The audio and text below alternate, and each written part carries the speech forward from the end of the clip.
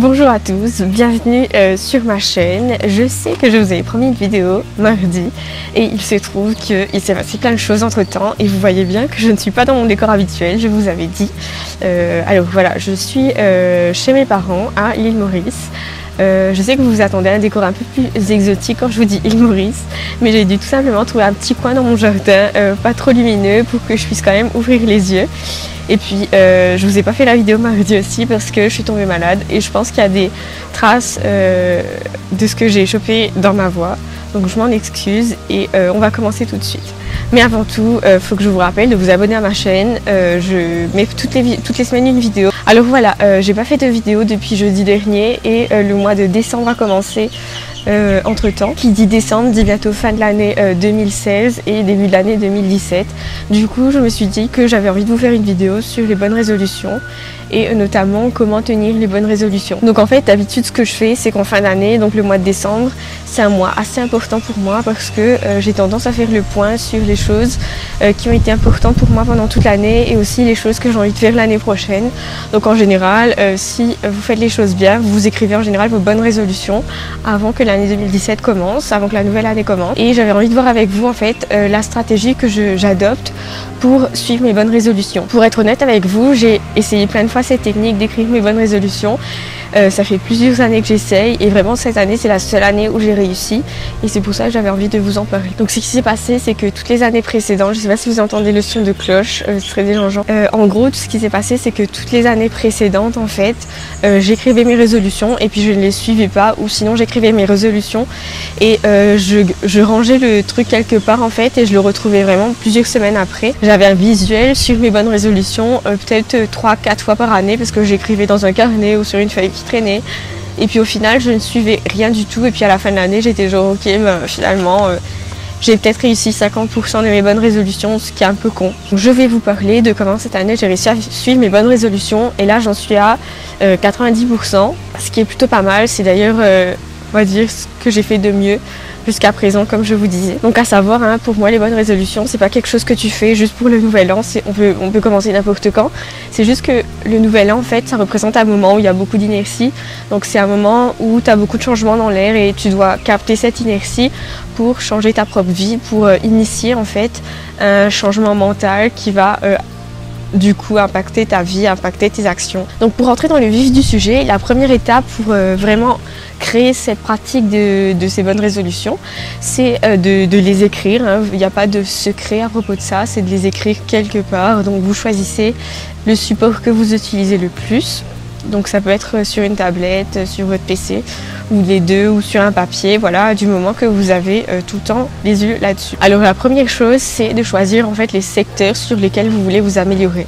Ce que j'appelle les gros secteurs en fait, c'est voilà, c'est par exemple sport, vie privée, voilà, vie, je sais pas, vie sentimentale, des choses comme ça. Donc des gros domaines que vous voulez améliorer, sachant que on aura tendance à tout le temps mettre tous les domaines, donc à écrire vraiment tous les aspects de notre vie, ce qui est pas mal, mais faut se rendre compte qu'on peut pas tout le temps atteindre tous ces objectifs tout le temps. Ok, et ensuite maintenant que vous avez trouvé vos gros secteurs en fait où vous voulez vous améliorer, le but c'est de décliner ces gros secteurs en vraiment objectifs clairs et précis. Donc par exemple, moi dans mes objectifs vie intellectuelle, etc., j'aurais mis par exemple lire 2 livres par mois, c'est un exemple, au lieu de juste dire voilà, lire plus de livres, parce que c'est trop abstrait. La deuxième chose, c'est de se tenir à 5 à 6 sous-objectifs par gros thème.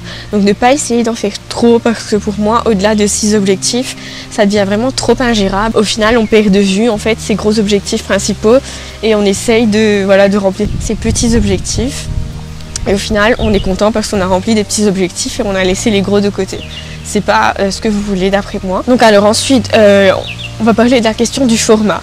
Qu'est-ce que vous devez utiliser pour représenter vos bonnes résolutions? Il y a plusieurs types de choses. Donc soit vous avez un format papier, soit vous avez un format électronique, ou sinon maintenant vous avez des applications pour mettre vos objectifs et pour être sûr en fait que vous pouvez suivre vos objectifs de près. Donc il faut, quoi qu'il se passe, quoi que vous choisissiez, il faut en fait que votre moyen d'écrire en fait vos bonnes résolutions puisse être aussi un moyen de suivre votre progression. Juste les écrire comme ça ne suffit pas. Il faut aussi, je sais pas, soit mettre, je sais pas, des autocollants par exemple pour dire ok, voilà, ce mois-ci, ça c'est fait, machin.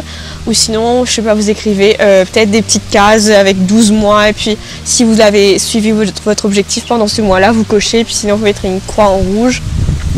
Pour moi, il y a plusieurs critères en fait pour un bon système de gestion de ces bonnes résolutions. Il faut que ce soit très visible. Donc, il ne faut pas que ce soit dans un endroit, par exemple, au fond de votre sac, au fond de votre placard, dans une feuille au hasard, dans un carnet. Tout ça, ça fonctionne pas. J'ai testé et je peux vous dire que ça fonctionne pas. Vous oubliez que vous avez mis ça là et puis vous suivez pas. Ça peut être sur votre bureau, donc juste en face de vous. Après, à la maison, c'est plus facile de les avoir en fait. Soit sur son bureau à la maison ou dans un endroit qu'on peut voir facilement, au-dessus de son lit, à côté de son lit. Voilà, ça, ce sont des endroits qui sont bien. La deuxième chose, c'est que voilà, d'où l'idée d'écrire les étapes bien clairement, c'est que ce soit très très clair en fait.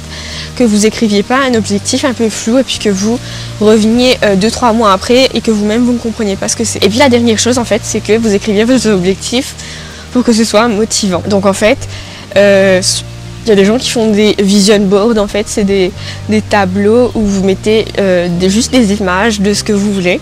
Je pense que c'est bien, mais c'est pas assez concret non plus pour que vous vous rappeliez suffisamment bien de vos objectifs. Donc ça peut être bien d'associer une image avec un texte.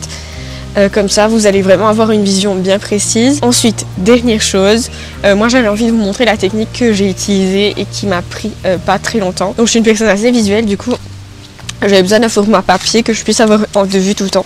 Donc en fait, ma feuille, ça coûte vraiment pas très cher en fait, c'est juste un système de feuilles et de post-it.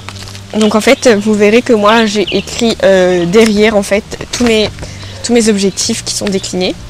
Et puis j'ai fait des gros secteurs avec des post-it. Donc c'est un système de couleurs au final où pour chaque domaine j'ai une couleur de post-it. Donc par exemple en rose clair, ce sont mes objectifs physiques. Donc au final, ce système-là, c'était pour que ce soit visuel et puis que ce soit très clair en fait, que ce soit avec des mots très simples. Le truc, c'est que ensuite, dès que j'ai atteint mes objectifs, soit j'enlève le post-it ou je le raye, je raye les phrases. Et comme ça me permet de vraiment me concentrer sur ce qui me reste. Voilà, c'était ma petite vidéo pour aujourd'hui. J'espère que vous avez aimé et que vous avez trouvé cette vidéo utile. Si c'est le cas, n'oubliez pas de mettre un j'aime.